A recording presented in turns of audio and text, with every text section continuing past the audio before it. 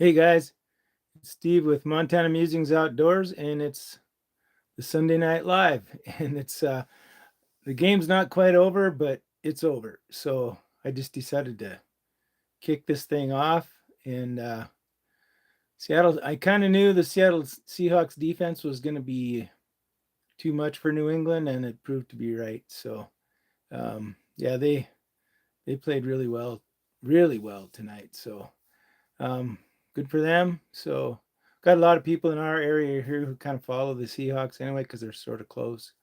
Um, and we've got a few Montana boys on that team. So that's good. That's good. Seems like they do always draft a couple out of here from our state. So, but anyway, they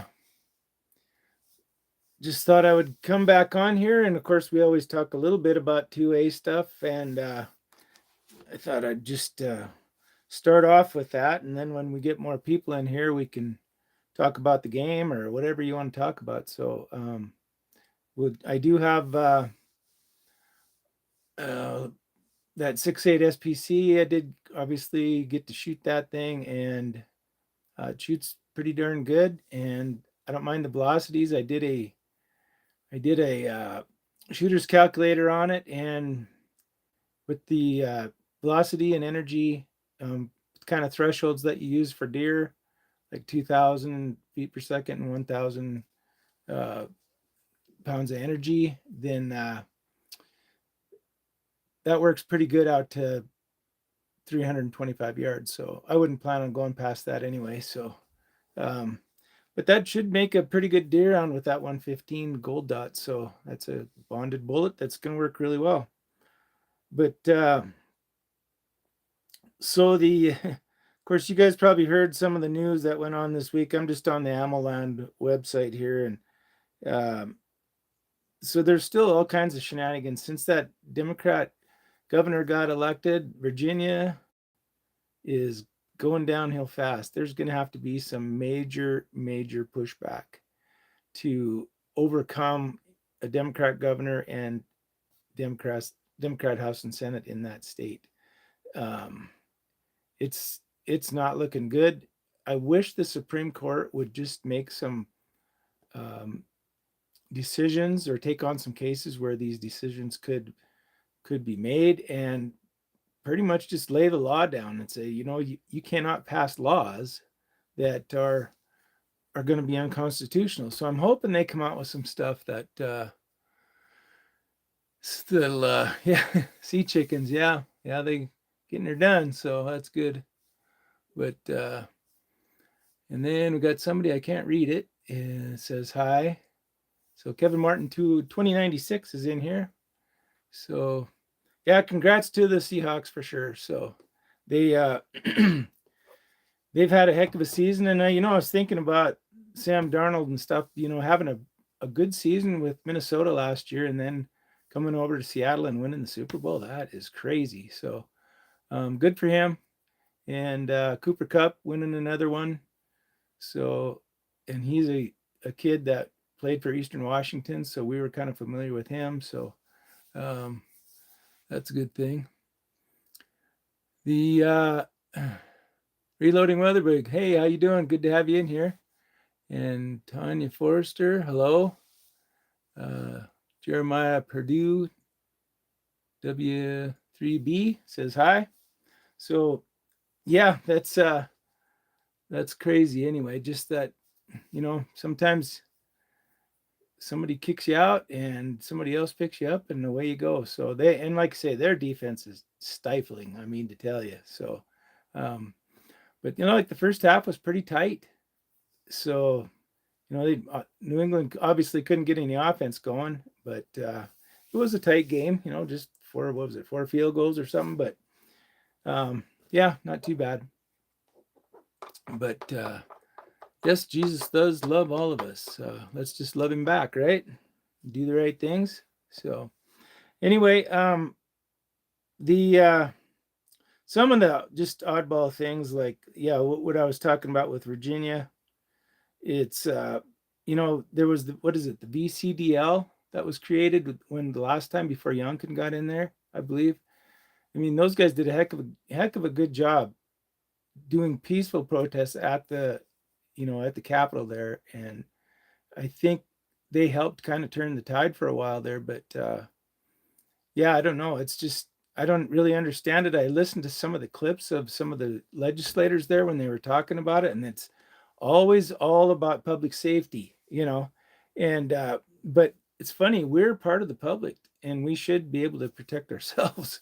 It's like I just saw a thing on Instagram. I was scrolling through there, and I think it was Gun Policy Coalition had a post on there talking about the only rights you're going to have is what the government allows you to have, and it'll be the same as what criminals have. So where does that leave us? We're going to be have no rights at all. Except it's funny. It seems like criminals have more rights than we do. But anyway, Gladys Hernandez, huh? Yeah. Yeah. So anyway, I just kind of had to go on a little rant on the Virginia thing, just because I just don't understand why people vote the way they do sometimes, and are willing to give up their own freedoms. It's just what the heck is it that saying here? Yeah, I got it on this coffee cup here. It's backwards, so you can't see it, but it says, "I prefer dangerous freedom over peaceful slavery." That was by Thomas Jefferson, and 100% believe in that for sure. And so it's some of you guys are ridiculous, but anyway, the and then of course we're having the new ATF director is probably going to get confirmed. So far he's saying the right things. I just, it's not about what they say, it's about what they do. So we'll see about that. And his name is Robert Sadeka. So if you're paying attention to that, that's why we always have to be ready, because you just never know what's going to happen. Pam Bondi and Janine Pirro saying that they were going to arrest legal gun owners in Washington. It's like, where are you guys coming from? You're supposed to be so 2A. And then they come out with that kind of stuff. And then she had to do a video kind of backtracking that. But, once it's out there, I think she probably said what she thinks. And it slipped basically. So I don't know. I think they're always trying to read the crowd and saying what they think they should say. And sometimes they get caught in a trap. So Eclipse 1, 2, 3, hi. And Turning Point halftime show was great. Yes, it was. It was really good. I enjoyed it. Had some really good music. So, and I didn't even watch the other one, but I've already heard about it a little bit. So, not so sure I want to see any of it. But I just wasn't. I was just on. I had a thing pop up on my phone on Google News that this halftime show with this, what the hell is it, Bad Bunny? It goes to show that America is not just white or something. I don't remember what the headline was, but it kind of just kind of the message it was sending. So I was like, well, that really has nothing to do with things that are good and right and all of that stuff. And when you think about, there's been a lot of stuff going on with the Epstein files, predators that are out there, sex trafficking, all that kind of stuff. That just, this stuff has to come out, and whoever's in it, I don't care who it is, has to pay, because it's got to stop. And or this country will just fall apart, because if we don't take the moral high road on this stuff, no matter what the consequence is, we're going to pay in the long run. So but yeah, there's plenty of crazy stuff going on in this country that just needs to get washed out. That's all there is to it. So and then of course it says here, Democrats push ammo sales ban. Courts question similar state restrictions. Some of them want to ban online sales. and you'd have to get an FFL to be able to buy and sell ammo. It's that kind of stuff is, you know, they're just trying to make America not what it was. That's for sure. And here's another one. New Mexico legislature debates ban on semi-automatics and magazines over 10 rounds. Haven't we been down this road already? I mean, for God's sake, it's just, they just keep beating it and beating it and beating it. And I think that horse is dead. I don't know. So, but yeah, there's just a lot of really bad stuff happening that the good Lord's going to have to come along and kind of straighten us out here eventually, because I think we need his help. So, anyway, but yeah, it was pretty. I got a new TV, and of course with this Olympics going on, the game and all that stuff, I had kind of a split screen thing going on. So that was the first time I tried that. So, and that was pretty cool. So got to watch some curling and some downhill snowboarding, those snowboard jumps, and then the Swedes were playing France in women's hockey. And I'll tell you what, in women's hockey, there is like two tiers there, and there's like four good teams, and the rest of them are not even close. So it's, I know they're eventually going to get better, but it's not there. So, and then the U.S. in curling, I don't know if you guys like curling or not. Some people think it's so boring, it's like watching paint dry, but I really like it just because there's a lot of strategy involved and all of that kind of stuff. So,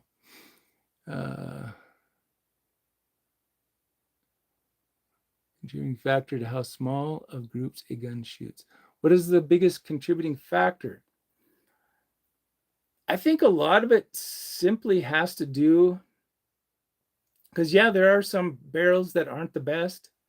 They can shoot it 1.5 to 2-inch groups. That's true, but most of them, especially with the machining that's available nowadays, I would say it would have to do with ammo and how well it's made. I took some of those on the 6.8 Western. I took the silver tip, pulled some bullets on those, and measured the powder in it, and there were some huge differences of charges between each one. And I think I only pulled 6 of them just to see, and because that's what I had left after doing some shooting. And so I thought, I'm going to pull these and just see. And the powder difference was amazing. And so you think about that, what it's going to do to your SDs and your all that stuff, and you going out to distance. I mean, it's bad enough at 100, but if you're taking a 300-yard shot at a deer, you have no idea where that thing is going to hit, because each bullet is going to be so different. So, yeah, I would say it's probably the ammo. Well, for one thing, a perfect example is, like, I've got a 6.5 PRC, and I think Hornady makes pretty good ammo. Like, I've shot some 6 ARC that had SDs in the 3s just on factory ammo and shot really well, like 1/2-inch groups. So, and that's what I was using for PRS. And yeah, it's and I just think it has a lot to do with ammo. Could have something to do with the brass, because I know Winchester brass is not that great. You're gonna see some improvements. I just watched a video, and the guy, I think it was might have been Ultimate Reloader, and they were talking about brass and F-class stuff, and no, it was the King of the 2 Mile. And he said that brass is huge, because they were using Peterson brass, and a brass can make a huge difference in the ignition and how that powder burns and how much of it burns and all that kind of stuff. So when doing, let's see, I mean on the gun itself. Oh, sorry. On the gun itself, really, if it's chambered properly, if it's reamed properly, and I would just say that there's really not much other than the fact that if you, I watched a video by, Eagle, he builds all kinds of rifles down there, and I think it's in New Mexico or Arizona where he's at. I can't think of his name off the top of my head, but he builds so many of them, and he gets barrels, and he checks barrels and checks the the consistency of the diameter of the grooves inside the barrel, and some there's tight spots and a little bit open spots, stuff like that. It's not perfect, and that can have a big effect on accuracy just from the barrel itself. But um, and that's possible when you're talking about a $500 or $600 gun. How you one barrel might be really good, like my 6.5 PRC is awesome, and it's just an XPR. It's a cheap gun, and and then you can have other ones that don't shoot that great that are supposed to be better, or you can even have them in the same line. Like I had my first 6.8 Western was a Winchester XPR, and it shot all over the place. It was three, probably the best group I had was 1.5 inch. Most of them were like 3 inch. So when doing who's this TW D6M, when doing a load development, do you look for group size or numbers? Um, Obviously numbers play a huge role. I've had ESs and SDs that weren't that great, but the group was really good. But where you see the difference is, especially if you're shooting long range, if you're shooting 300 yards and in, it's probably not going to matter that much. But when you're shooting PRS matches out to 1,800 yards and a lot between 8 and 1,100 yards, that's where you see a big difference there. So, um, do I like Glocks for accuracy? That's noise like 123. I've got my Glock 22. It shoots pretty darn good. It shoots good groups, and I'm not a great pistol shooter, but I don't have too much trouble with it at all. Because I'm more of a rifle guy, but I have one because I need bear protection when I'm up in the mountains, and uh, it just gives me something with a lot of rounds, so that's why I have that. But no, I think they shoot pretty good. I did have one that was I converted to a 357 SIG, and it shot well. And I'm still looking for a barrel. I want to do that again, but I haven't found a barrel yet that's not super expensive, but would work pretty well. So if you got any ideas for that, let me know. So the company that makes them that would be reasonably priced. So super neat name. Interesting.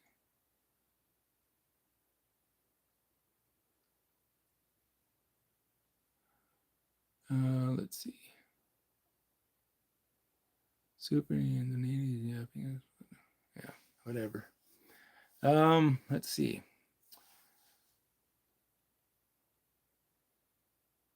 Are those Grizzly Bear 22? Are those magazine and ammo? Well, I have all kinds of stuff up there. Mostly, I got some ammo up on top there for sure, and I got a few, like some of my dies and all that stuff for hand loading is up there too. So,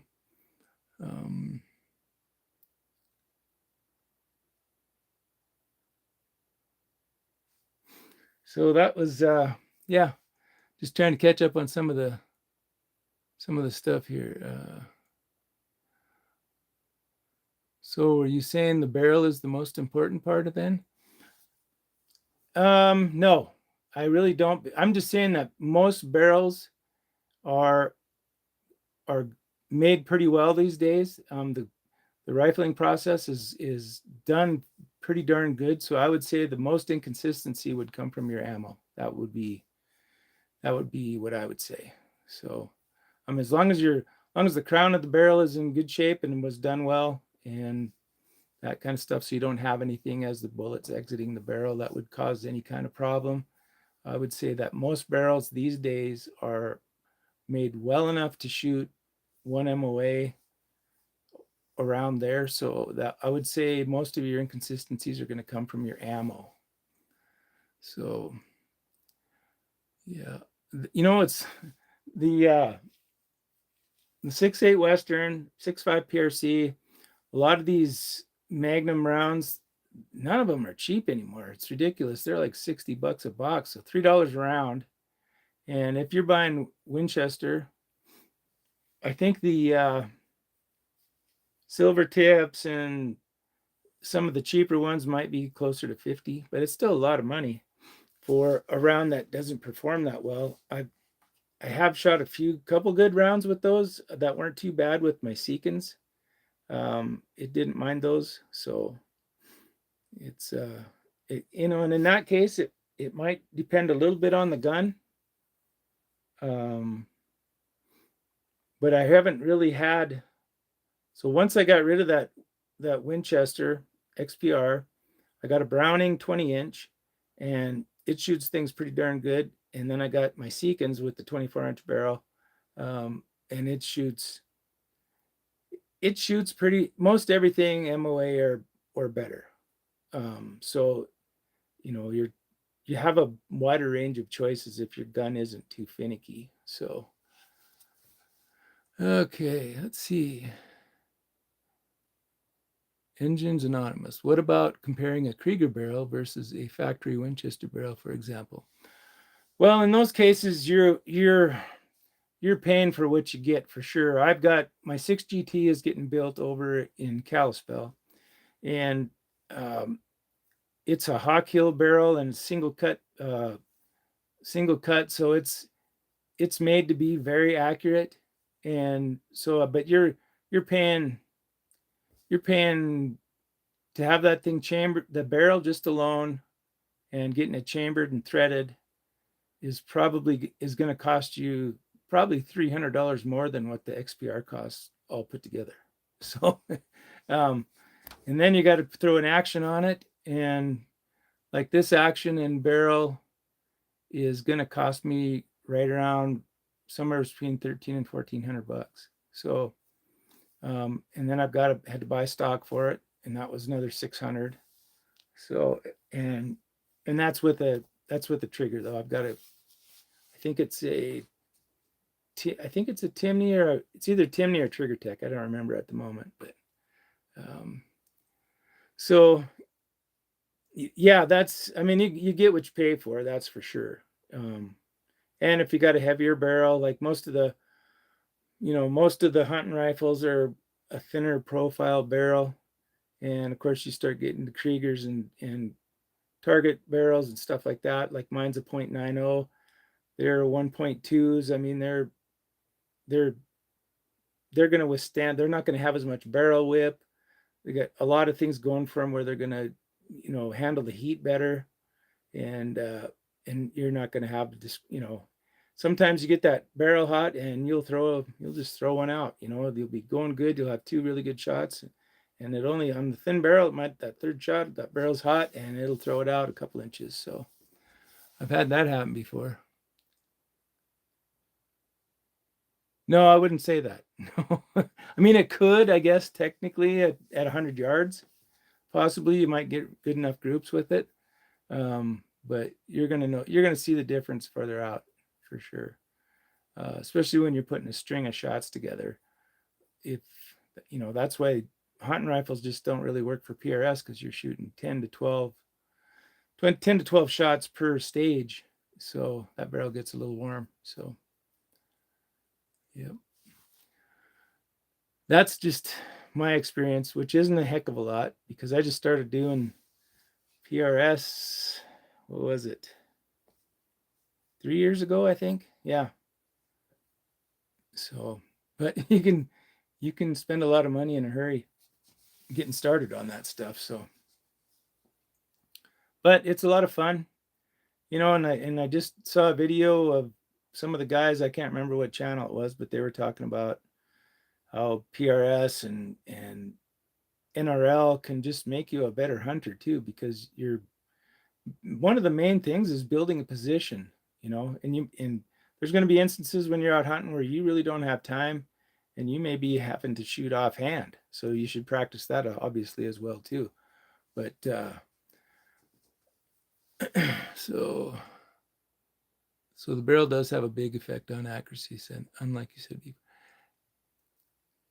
Yeah, I'm just not going to go. I'm just not going to go there because, like I said, on a short distance, you can do quite well with a cheaper barrel. Like was it Reloading Weatherby just did some shooting with his his Weatherby Alpine, what is that called? 307. And I think it was his, I don't remember what the caliber was, but he was shooting 3/8 inch groups with that thing. And that's just a factory barrel. So um, it's, you can still shoot good with them. I have a I have a 6GT getting built as well. Should be done in about 3 weeks. I'm expecting about the same. So yeah, in the next month or so, I should have mine as well, which would be great because my first PRS shoot is supposed to be April 18th. If we don't, if we're not, don't have a snowstorm then, because you never know in this country. So last year it got snowed out, and the early one did. So the April, but we went out and shot the same place later in the fall, and it was a heck of a lot of fun. So, and it's close to home. So, and it's just up north of Cut Bank a little bit. So, as good as a bench rest rifle does at 100 yards. I mean, most of those bench rest ones are just tack drivers. I mean, they're putting it in the same hole. So, but those guys, then there's the ammunition too. Bench rest load their ammunition right there in between stages, and they have a system set up where they're getting really good consistency. They know what they're doing. So, yep, they are. Yeah. I would love to, especially since I'm getting older, I would like to do bench rest. But like Eric Cortina said when he was interviewing a bench rest guy, I can't think of the guy's name, but he said, I don't want to be building ammo in between stages. He said, I want to just go and have all my ammo built like he does at his F class, and just to be able to shoot. And that's kind of where I'm at. I just don't want to have to deal. I want to build my ammo ahead of time, knowing, taking my time doing what I'm doing. And I don't think I could handle that discipline of the bench rest with the loading on site type thing. So thoughts on Nerf guns? Well, they aren't very deadly, so that's depending on what you want to use it for. Do you think they could shoot small groups with a factory varmint rifle? Yeah, because a lot of varmint rifles also have that advantage of having a heavier barrel.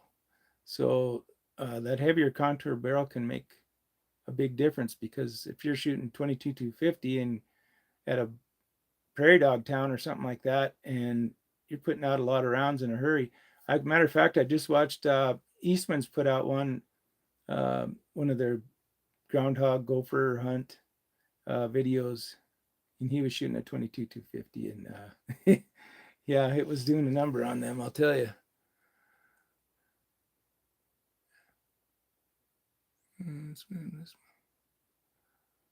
Yep, not sure about that. You just have to do it and see. Am I a vet? No, I'm not. I think the Vietnam War was when I graduated high school, had just gotten over, and I had an offer to play college football, and so I went that route instead. So, but not to say that I don't have regrets of not serving my country, because I do. And it's been in the back of my mind my whole life, actually. So it's just, I have a great respect for our veterans and what they do, what they've went through, and what they're going through now that they're home. So I always try to support them any way I can. So yeah, if you see some guys from an Air Force base or somewhere in a Pizza Hut having a pizza, buy their lunch for them. That's not a bad thing to do. So, but yeah, anyway, so I wasn't sure how many people might come on here with the football game, but not everybody watches football. I did enjoy the game. It was pretty good. Respect, but war is horrible. It absolutely is horrible. And every one of those vets will tell you that, because they've lived it. So I've been watching. I don't mean this disrespectfully. You have a lot to learn about barrels.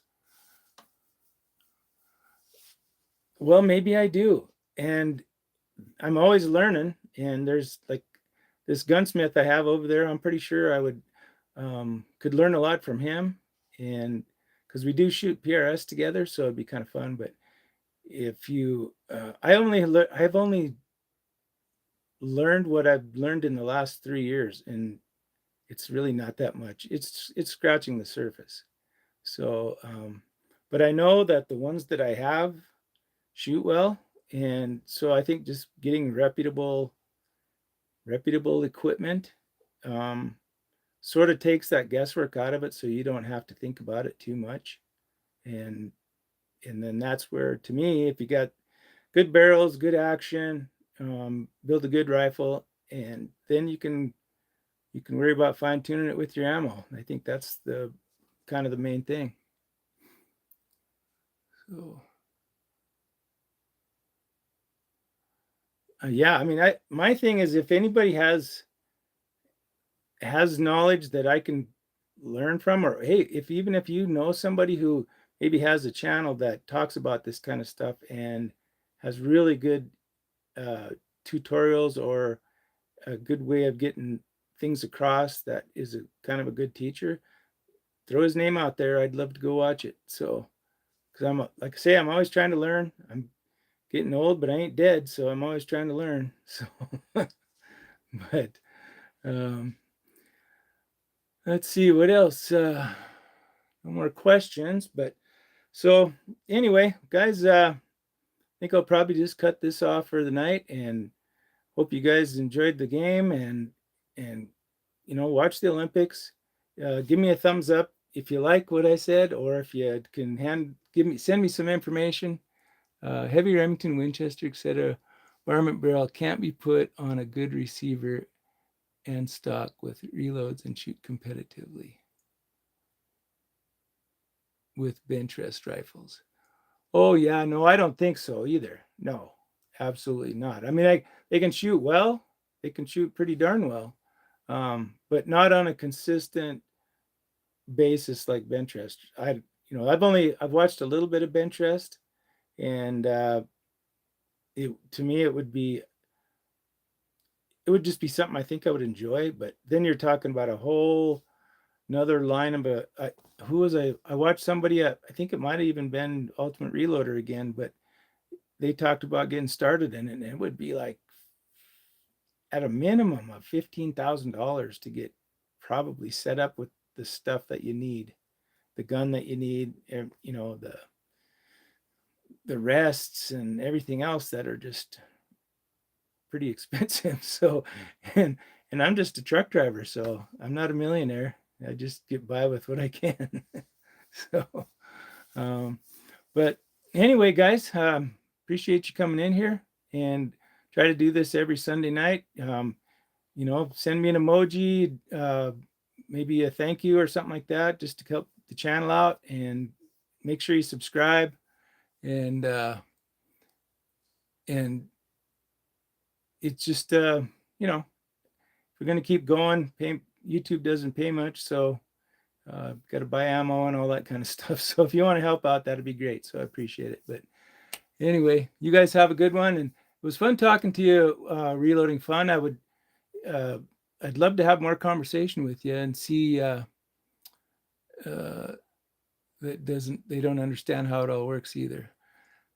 Maybe if you could recommend a book or something, that somebody that's written a book that's really good. Just send a message when this thing is done or whatever, and I'd be happy to try to find it and read it. So show me that as I put down, just as an observation. Don't mean, yeah. So anyway, well, you guys have a good one, and have a good week next week, and we'll be talking again next Sunday, I hope. So unless I'm traveling or something, if we got to go down and see the grandkids, I probably won't do this kind of stuff on Sunday, but we'll see. But did I miss the live? Well, I was just about ready to sign off. So you got anything to throw in here real quick before? How's everything going? There's lots of misinformation from YouTubers unintentionally, I think. Yeah, I do. there are some good ones that are speaking from experience. And that's about all you can do on some of those things, but they may not know the mechanics, or if you're an engineer and you understand all of that stuff, it's quite possible that you understand it way better than they do, and obviously better than me. So, because I do have a few people that do follow me that are engineers, and they do point out a lot of things on how things work that I wouldn't think about. Um, but that's why I try to keep it simple, because I'm not an engineer. I'm just learning as I go. So you try to get good stuff, and hopefully, don't mean to put that down. Yeah, it's not a bad, it's all right if you, and I know I've heard, I mean, I've actually seen other video YouTubers too that say, they want to call BS on this one because, that's not right. And if you're, if you're going to be putting out information, I'm putting out information that I know through my experience. And it may not be 100% right, but don't think that what I say is gospel either. So you have to do your own research, you have to do your own testing, you have to do all of those things just to be responsible, I think. So anyway, but the yeah, I think that's probably about all I got for tonight, guys. But we'll catch you in the next one. And like I said, thumbs up, surprise, or subscribe. Um, just help out the channel if you can. Subscribing is a great way to do it. So appreciate it, and we'll catch you guys in the next one.